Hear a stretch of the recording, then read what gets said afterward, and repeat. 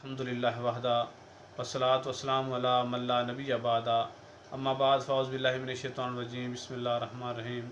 मुअज़्ज़ज़ सामीन और सामियात, जैसा कि आप जानते हैं कि जन्नत में ले जाने वाले 100 अमाल का ज़िक्र शुरू है। आज इस सिलसिले का 49वां अमल आपके सामने रखेंगे। मेरी अल्लाह से दुआ है अल्लाह मुझे हक़ सच बयान करने और फिर हम सब को इसके ऊपर अमल पैरा होने की तौफ़ीक़ अता फ़रमाए।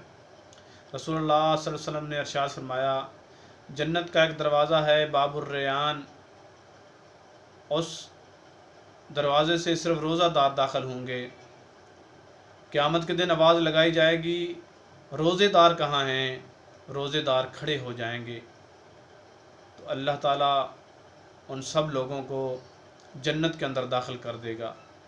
जब वो रोज़ेदार जन्नत के अंदर दाखिल हो जाएंगे तो उस दरवाज़े को बंद कर दिया जाएगा, फिर उस दरवाज़े से कोई और दाखिल नहीं हो सकेगा।